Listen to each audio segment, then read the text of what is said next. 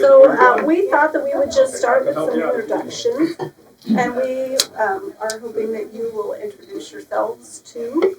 And we're going to try to respond to two different questions, but you can only answer with one or two sentences.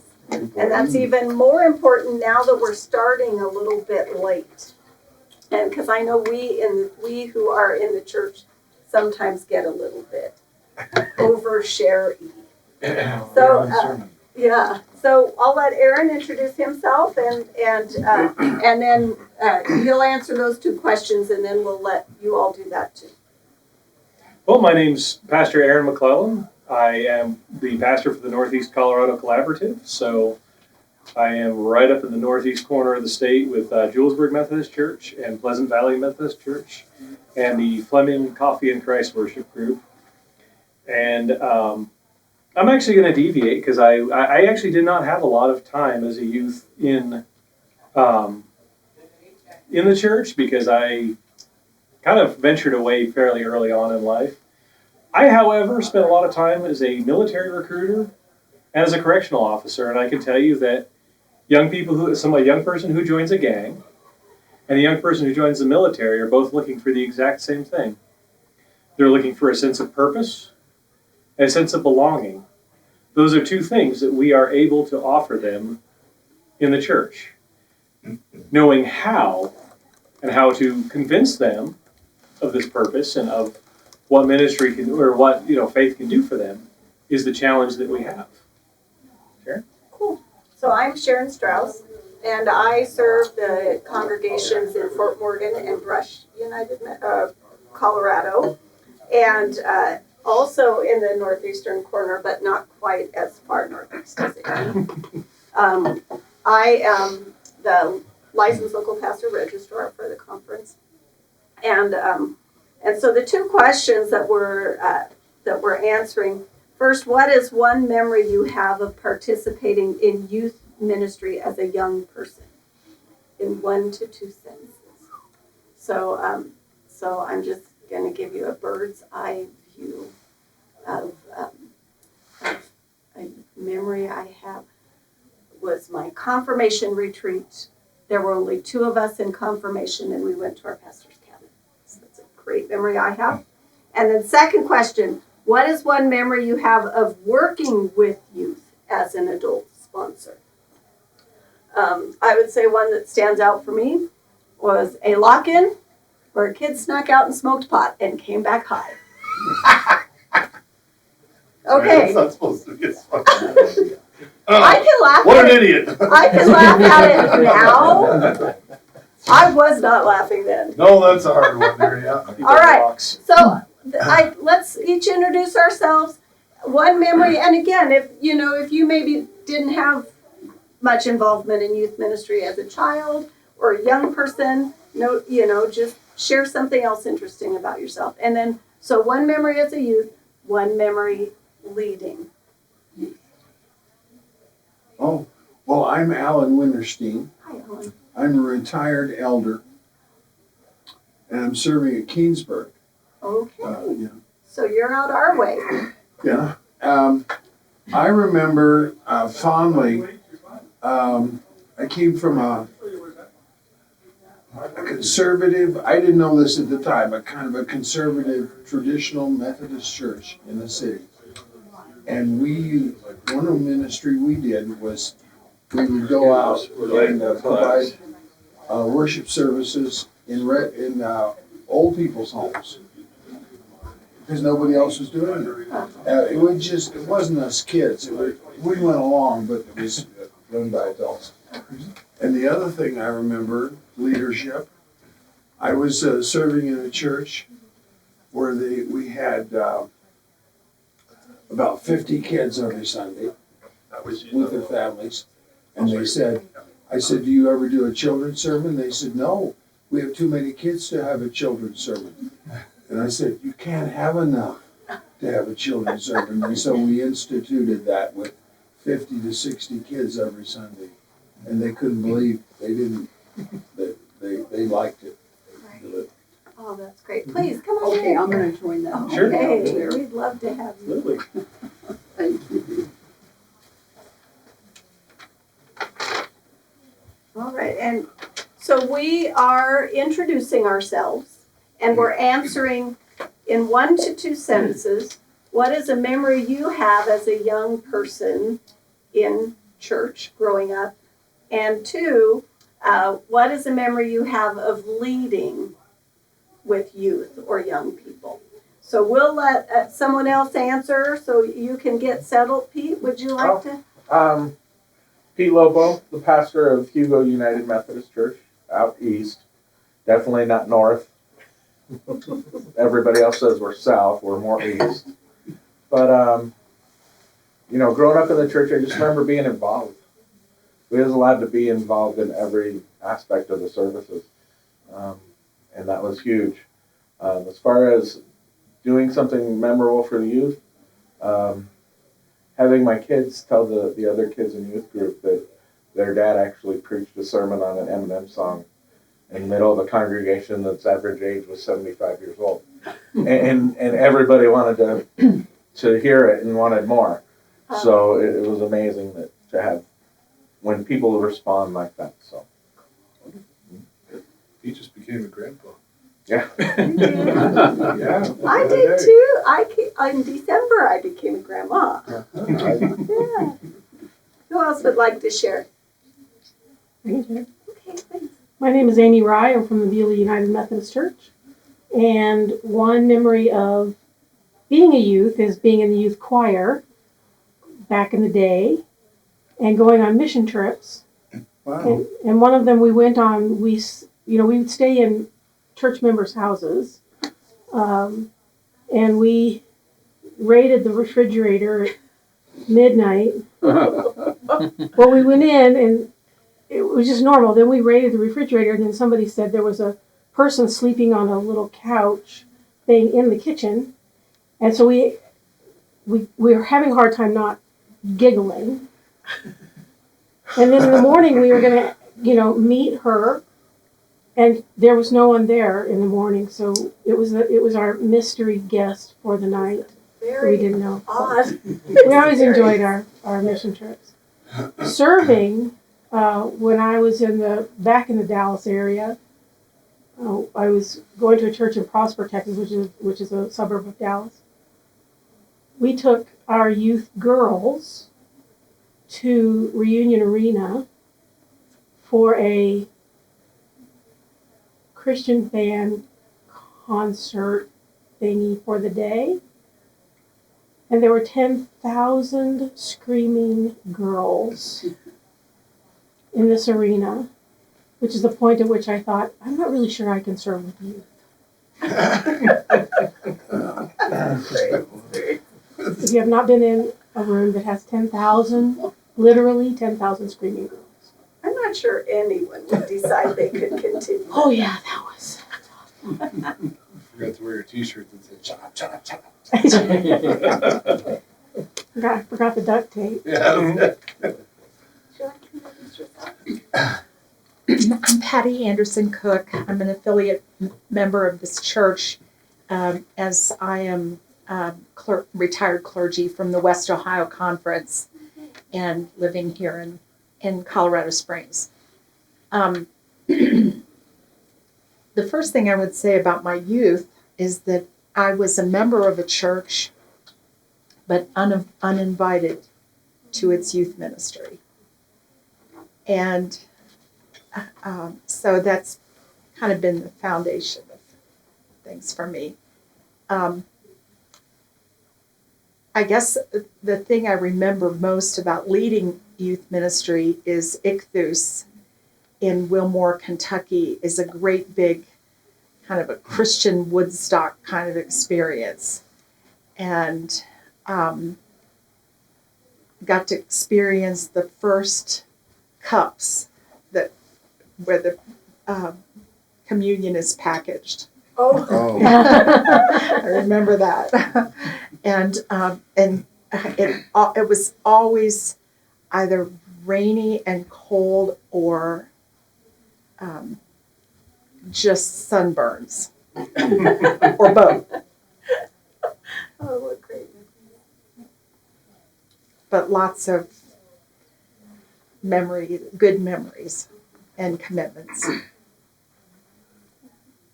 Oh. When I was about 12, we did a youth group journey to Salt Lake City, just as they were building.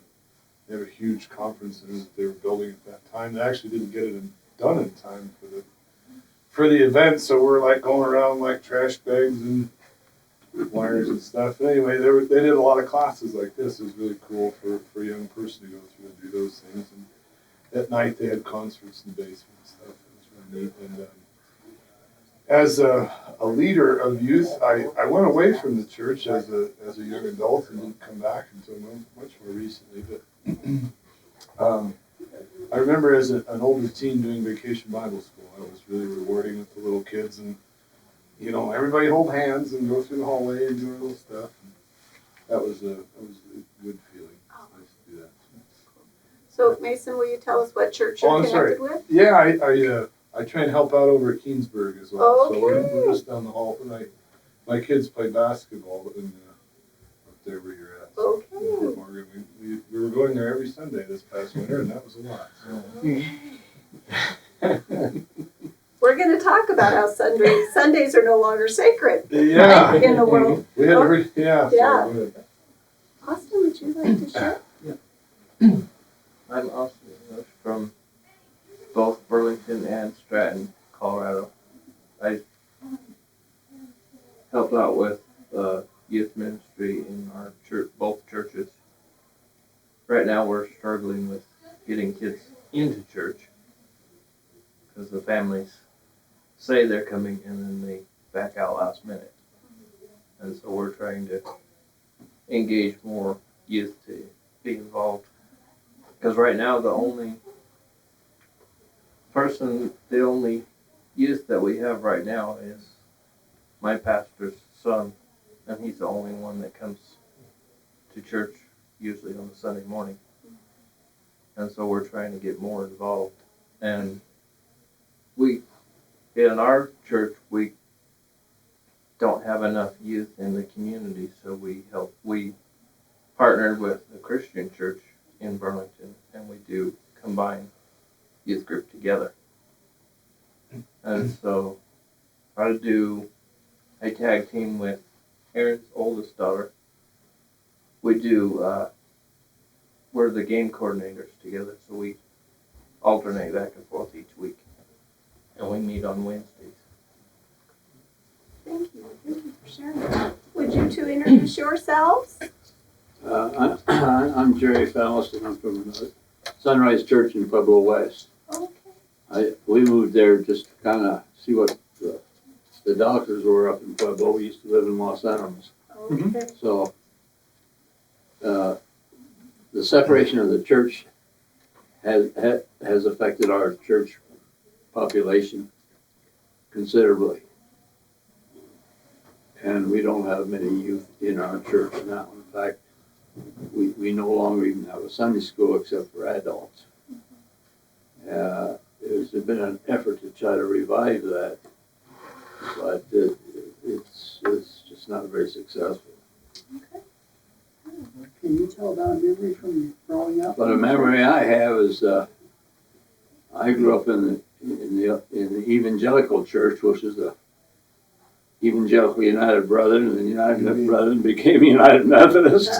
Yeah. And probably one of the things that I remember is we had a little collection box that we took home for the mission in Espanola, New Mexico. And we'd send our offerings down there to the school down there. It's a mission school. It was a mission. The mission is still involved, but it's mostly a city school now. Great. Well, I'm Marcia Faust, and from Pueblo West. And my very first memory of church was we went to a Baptist church. I grew up in Texas, near Fort Worth. And my first memory was my mother would take us, and I would fall asleep beside her on the pew. And I can remember that, I was probably 4 or something. But anyway, eventually my dad was from Scotland. And so there was no other church than the Presbyterian church. Of course. So then we started going, when he would go with us, then we started going to the Presbyterian church in Fort Worth. And did that for all through my high school time.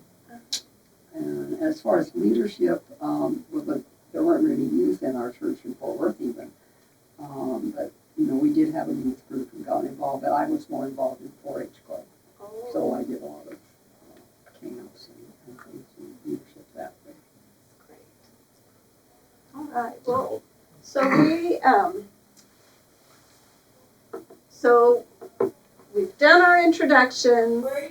Aaron's going to share a little bit about what does it look like to be a teen in 2025, because we all know that, it looks different to be an adult in 2025 than it did, 20, 30, 40 years ago. Then we're going to talk about the traditional youth model, what still works and what hasn't aged well. Because, we know that youth groups in the 80s and 90s, some of what we did back then just has not aged well.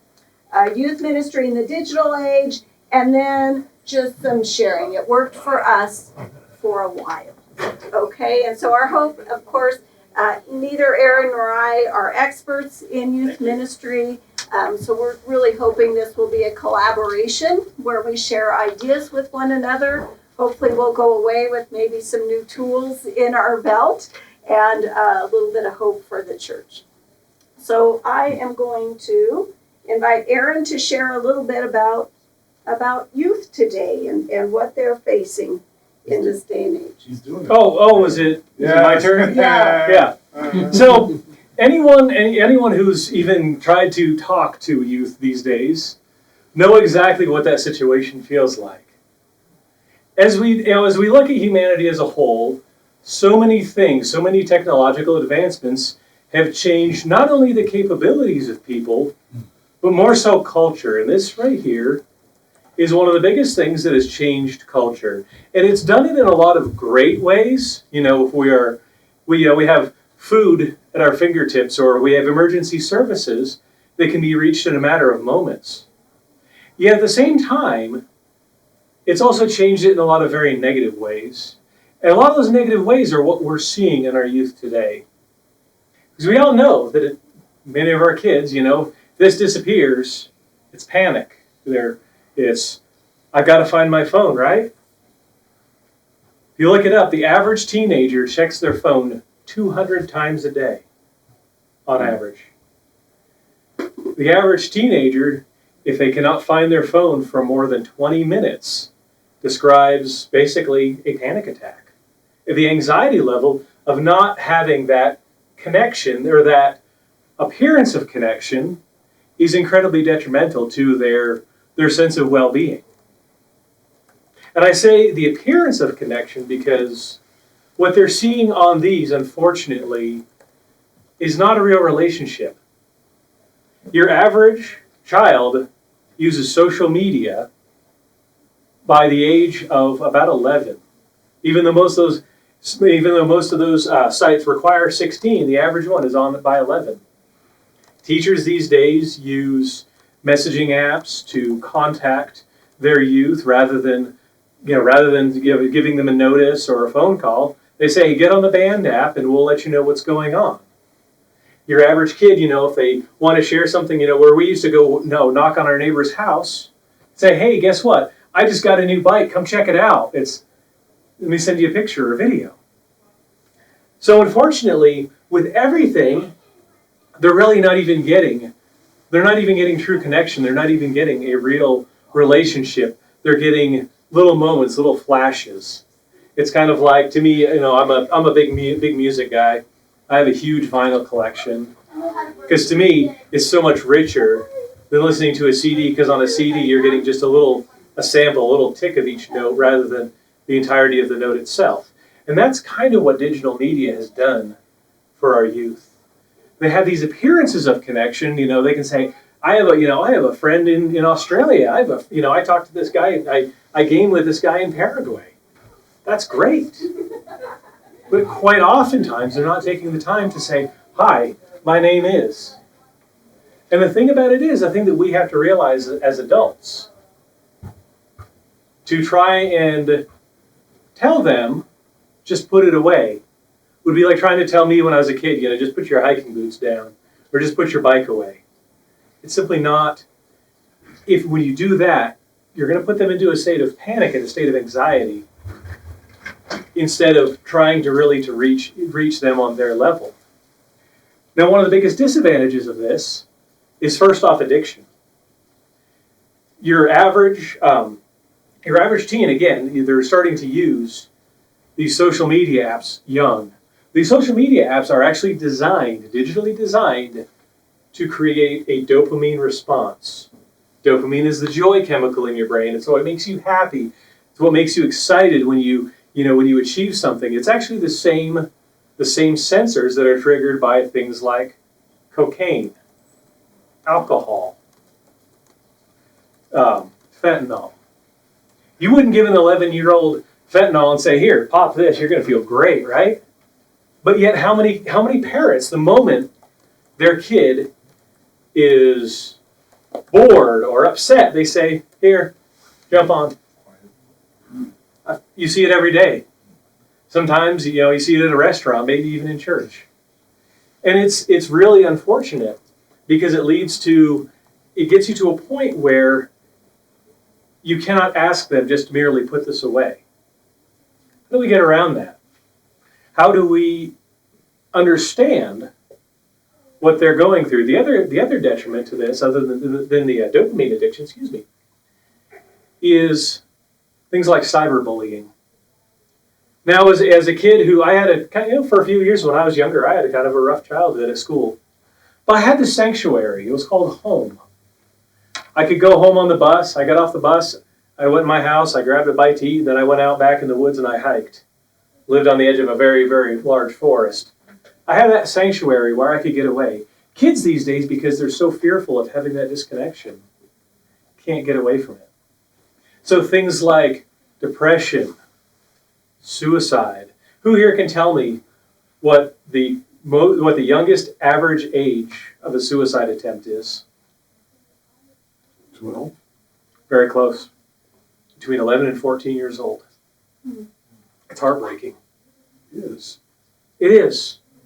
Because again, a lot of that is the kids, they can't get away from that negativity when it's in their life. And a lot of the kids, here's the thing about the negativity, even if they're not dealing with the bullying, what's the narrative of the news these days? If it bleeds, it leads, right? So they hear about war, they hear about famine, they hear about social injustice, they hear about everything constantly to upset them. So what kind of future does your average kid look like right now? How much are they looking towards anything other than just getting through the day, or maybe just getting through tomorrow, or maybe getting to Friday? It's heartbreaking.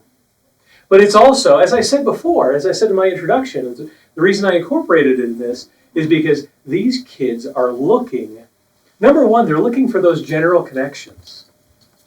They don't know it, but they are. If you can connect to a youth face-to-face or even hands-on with something, kids love service projects, believe it or not. They may grumble at first, but you get them working and they go with it. Because it's giving them connection, it's giving them purpose. Yes, ma'am? Are they also going through active shooter drills right now? Correct. That's cool. Yep. Remember in the 1980s, it was the nuclear drills. Now they're doing active shooter drills, and they're doing them well enough to where it instills a bit of fear and panic in them. Really, if you actually look at the likelihood of it, you're about as likely to get hit by lightning. But yet, we still have to drill for it. It's still very important to know what to do. But again, these things take a toll on those children's minds. So how do we as people who, again, are separated by years, link to them? Well, believe it or not, this is not only one of the greatest weaknesses, it's also one of the greatest tools that we can use. Who here has problems with technology? Yeah. Yeah. Well, guess what? Kids need purpose, right? Maybe instead of figuring something out, you can reach out and say, hey, help me out with this, would you? Again, it's giving something where they can take something that they already know and run with it. So it's not to say, right now, it's not to say that kids don't necessarily see a future. They're just simply lacking, or that there is no future for them. They're simply lacking the ability really to see it because they don't have a lot of those same relationships that we built, that we, who here, had a neighborhood full of kids that they, would run out and play with. Well, you know what? Now, so many parents don't even want to let their kids outside. So we need to, in a lot of ways, in helping modern youth, we need to take a step back and realize that the same things that connected us community-wise are the same things that they're lacking. That sense of purpose, that sense of hope, that sense of connection, all of which we can offer them through ministry. We just have to break the ice and kind of figure out how to get there, how to get them interested in faith. Right now, it's very, very unpopular for a child to raise their hand and say, I'm a Christian. My daughter was actually called out by her very own science teacher. Fortunately, her dad likes to debate, likes to have challenging conversations, so she was given some information to go back in, and she stood up in front of her class. She was in 7th grade at the time and challenged her science teacher, stumped the teacher with some of the information on faith. So again, these kids, they're looking for a lot of the stuff that, again, we grew up and it just was just part of our daily lives. So if we can reestablish those connections, if we can make them part of our churches, make it a place where they know that they can come, that they can find a sense of purpose, that they can find a sense of belonging, they will come. Sharon? Yeah, so the question then is, how do we create those spaces? I loved the bishop's teaching about transcendent spaces, So let's, how can we first create a safe place, especially in this day and age where kids are more and more aware of their different identities and of their need to be authentic and not this sort of perception of perfection that we use filters and stuff on our phones, and so everyone else's life looks so perfect. Why isn't mine? So what are the two biggest things that people post on social media? The highs and the lows. They don't post the day-to-day mundane, which means that children, they see that and they perceive everything as either being a high or a low. There's no such thing as just an average day. So go ahead, Sharon. Sorry. No, that's great. That's great. So if you do a little bit of studying, some of the 3 values that are important to youth today are authenticity, inclusivity, and as Aaron was talking about, connections. So what are some other values that you think maybe youth have today? And these don't have to be specific to modern youth. They could be the same values youth have always had. The kids want to be accepted. Mm-hmm. And that's a big thing for them. And last week, so I've already said about the M&M thing. A month after that, I had a band, and probably shouldn't say this here, but I had a band that we played a video on called Five Finger Death Punch. Okay. And it was I Apologize was a song. Mm-hmm. And we showed the video, and as we went through the sermon, the kids asked me, so why did you play that song? I said, because I want to apologize. And they said, why? I said, because it's my generation that did this. We blame you for it, but we did it to you. Mm-hmm. Mm-hmm. And that really went a long way with the kids. Go to the school the next day, and they're actually talking about it, saying, hey, our parents are, they're the ones that did it, And it was getting people talking. And then I had a couple parents come in and, how can you say it? Is it wrong? Mm-hmm. we designed all this. The kids didn't design it. We designed it. And so then getting that involvement. But the kids that feel like they can be accepted by it because that's all they do is they get told, get off that game. Get outside. Go do this. Go do that. Leave your phone alone. Rather than just saying that, actually embrace it a little bit and accept it and say, okay. You know, my kids hate it if they sit on if their phone and we're at the dinner table and I grab my phone and I start doing stuff, they get all back. Fine, we'll just put it down. Okay, let's put it down and talk. But it's just having that acceptance that I can do the same thing. Right, and I think too, at least in my communities, the big youth groups are often associated with a different sort of theology than what we offer. And so how can we offer something different, than what might seem a little bit like fear-inducing, judgmental, I've heard that phrase, scare the hell out of them, sort of manipulative, sort of youth ministry. How can we offer a different sort of space where kids can be their authentic selves, accepted for who they are, explore their identity, and sort of discover what following Jesus can really look like in their day-to-day lives?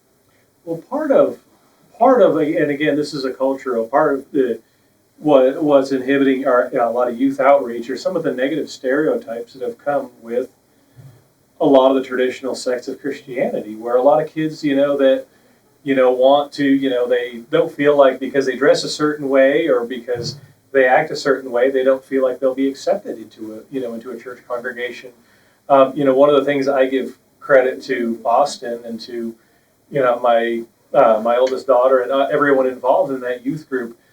There's actually 3 youth groups in Burlington. They are the one that the kids who don't feel accepted anywhere else can come and can be comfortable.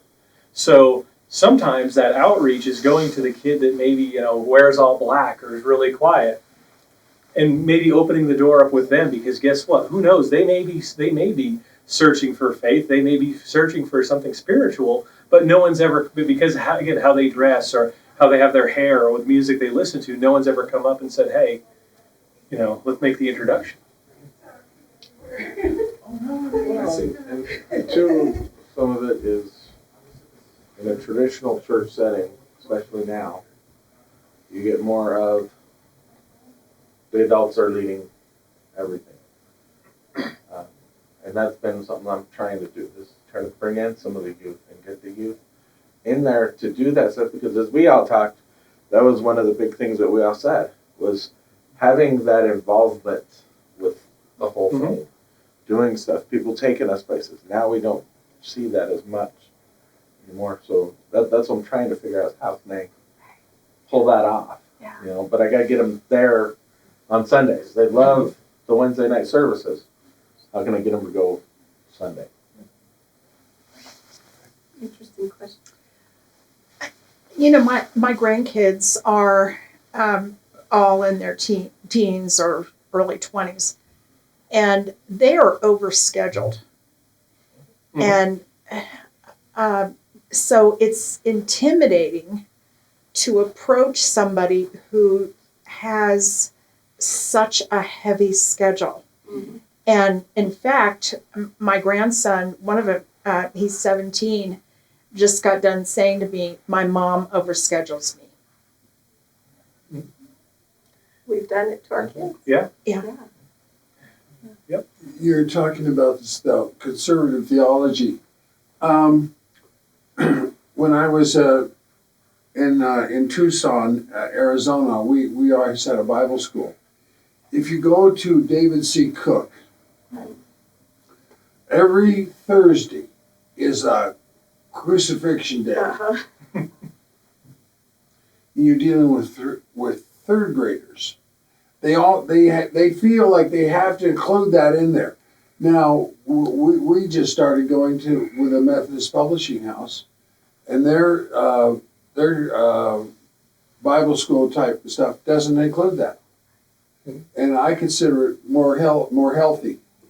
So that was the difference when we started realizing what was going on. we moved from the conservative publishing houses of stuff to the Cokesbury, and I think it was better, and I think it was better for the kids, and I think they really made an attempt for the stuff to fit their age. Really. Right, yeah. So It's that's much less just a simple thing, manipulative. but some people sort of get caught in the other thing. Right. I Yep. think sometimes we get caught up in the flashy programs and don't do a whole lot of deep diving into what they're teaching. Mhm. And that is, we had noticed that too. Church of the Resurrection, Adam Hamilton's church, has some really good vacation Bible school materials too available that is free. So on their There's some shared good church. material for adults too. Yes, he really does. He does. But yeah, but they're really good about sharing their materials. They have you can register for Share Church, and they'll share materials, whole vacation Bible school. Now the church where I serve, Uh-huh. we're here for this. This is an important meeting for us. What we want to know is how to get it started again. Okay. It died off, and there's 400 kids at the elementary school. 400. They're not coming to our church. We want to know how to get this thing started again and what our expectations could be. Yeah. Don't we? Well, Sure. so Yeah. one of the options you might look at, and this is something that I was very blessed because when I started with Julesburg, they actually had a great after-school program that is K through 6. And we started, it's every Wednesday for about an hour and a half. We start them off with a snack with a moment of prayer. We then do a Bible lesson, along with, there's so many, I mean, again, one of the nice things about tech is there are so many great channels on YouTube for, like, one of the ones we use is called Minnow, and it is animated Bible stories for kids, followed usually by a little song. And then after that, we either do a craft or we give them homework help. And the thing about it is, I've found is that we usually average about 20 kids, and those kids are so excited to be there. They actually look forward to, okay, let's get the snack done because we want to go to the lesson. These kids are actually really yearning for biblical instruction. A lot of the time, they just don't know it until they start hearing it. So, one of our neighboring towns, I'm trying to remember which town it was, just recently started the same club. They took the same model that we had. They brought it over there, and they're in the elementary school. There's 50 kids. The first day they had 47 show up to church for the first day of their of their after school club. So that's just something that you can look at, and it's kind of hitting on both what Pete was saying and both what I'm sorry, I forgot your name. Talking about the overscheduling. Oh, If Patty. you're gonna, sorry, Patty. Patty, thank you, Patty. If you're gonna add something to a kid's schedule, give it substance. Make it something where they can really feel like they're getting something out of it. Our oldest kid in our after-school club, he's a 6th grader. There's not many other kids that are at his level. So what we did? We started putting him in charge of stuff. We started trying to develop that youth leadership.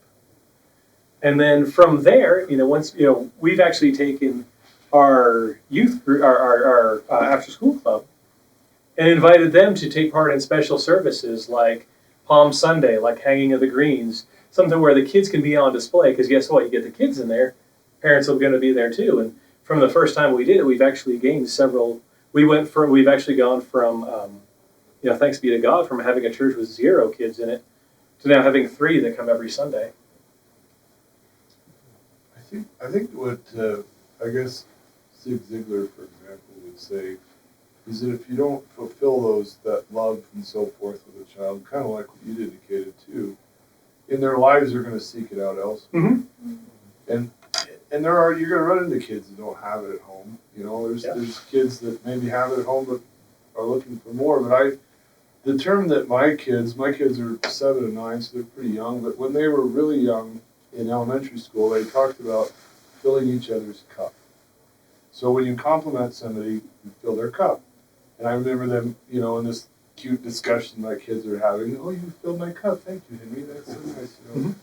But we all know what that feels like, to be overwhelmed with joy and love and happiness. And a lot of that we get from going to church and so forth.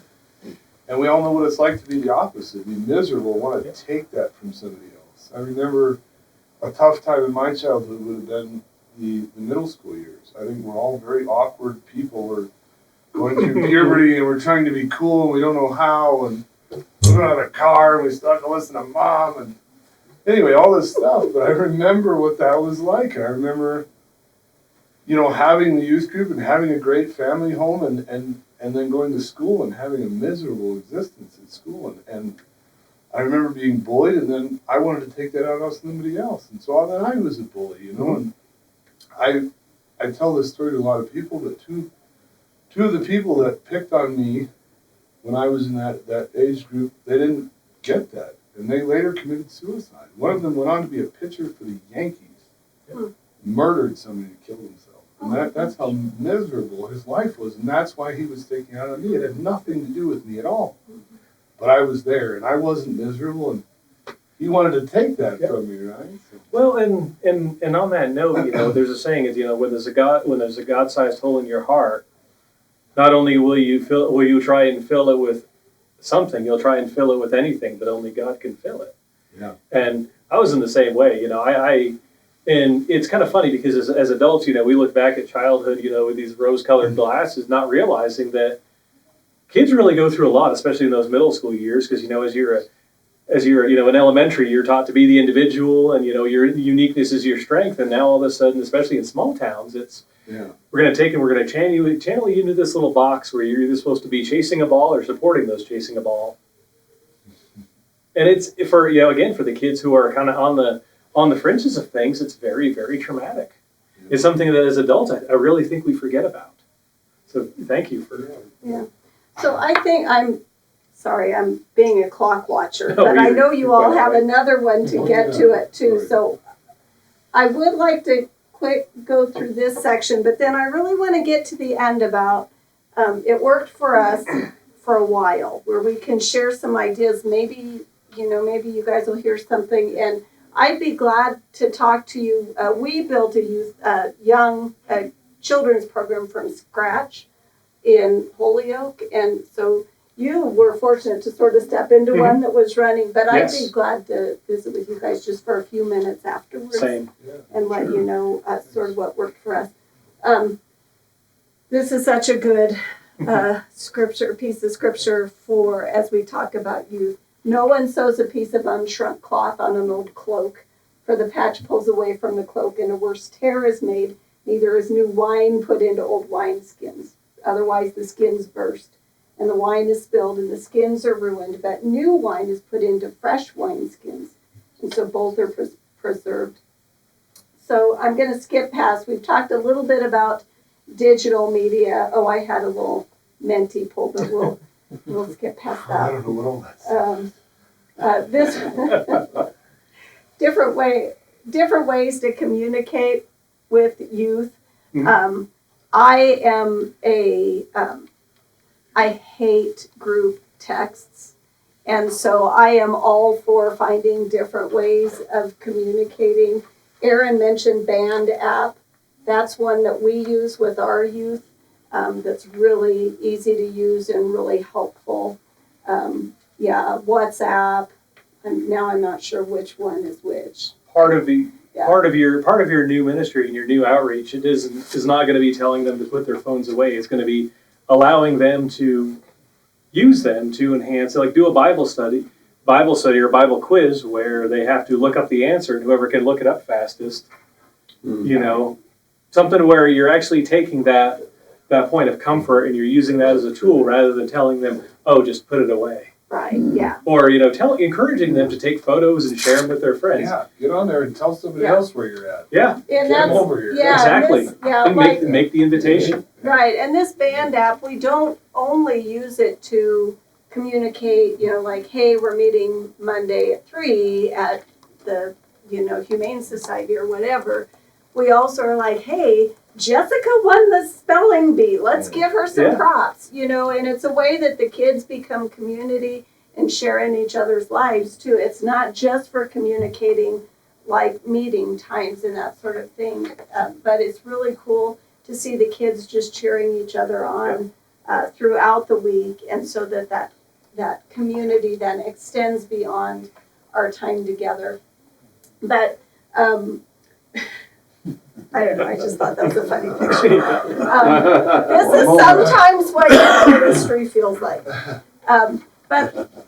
But I thought that this would be a time where we maybe can share some things that worked for us. And I'll explain to you the reason I was asked to do this in the first place is the Fort Morgan Church. I serve both Fort Morgan and Brush, but in the Fort Morgan Church, we hosted the district UMW, now it's UWF, United Women in Faith, meeting at our church a couple years ago. And so we were asked to share a little bit about what's going on in our church. And we had shared that we have a really vital youth program. And one of the reasons that is because our school district went from a 5-day school week to a 4-day school week. And we had been trying to get some youth stuff going. You know, again, kids are overscheduled. Schools no longer hold Wednesday nights sacred. Now you have club sports or youth leagues that have games and tournaments on Sundays. There is no sacred hour for our families. Well, when our school district went from a 5-day school week to a 4-day school week, we jumped right on that because suddenly here was a day that kids didn't yet have things scheduled. And so we jumped in on it and we said, we're going to meet once a month. We had heard from our youth over and over again, and we had noticed that what they show up for is service projects. They want a deeper connection with their community. They want to live an active faith. That just makes so much more sense to them.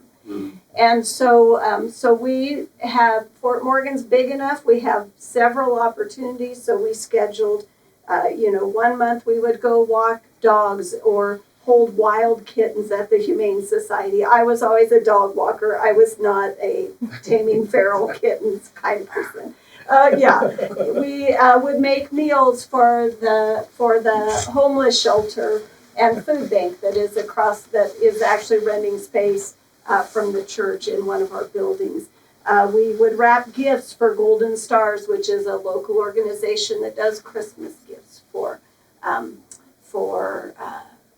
families who need a little bit of help with that. So every time we met, we would give them breakfast, we'd give them a brief devotional, and then we'd go together to this service project. And it worked great. The kids were much more consistent about showing up for this. And it worked well for about 2 years. And then everyone else caught on to, these kids now have a day. And so pretty soon we were having practices, and we were having archery club, and we were competing with things. And so I know we're done. And so it worked well. I'm going to be the ender of all for conversation. But I guess our whole point, I'm so sad that we started so late because we would have had a little more time to share some ideas. But I think, our whole thing is being able to then pivot and be nimble and know that worked great. It was awesome for 2 years. And so what's our next iteration? And so we have not yet let that go, but we're talking about, okay, what are we going to do in the fall? Because we need to do something different. And so we already have our next iteration ready to go before we end what is very obviously beginning to fizzle out. And real quick, if you're trying to get involved with youth, if you have a life skill, anything that you can use, a lot of high schools, you have to keep it secular, but you can use that as a bridge to kind of build those relationships with those kids. You can go in, speak with them, have time in front of them. It's kind of how I got roped into this. There's so much that the schools can't teach them that we can. It puts us in front of them, and again, it establishes our faces, and we can actually use those as ways to open those doors to build relationships with that youth. So if anyone would like some ideas on that, I would be happy to share with you. So. we thank everyone for being in here and for. You bet. Thank you guys. Thank you so Thank much you. for your presentation. Yeah, you bet. I wish we had more time together. Yeah. All right.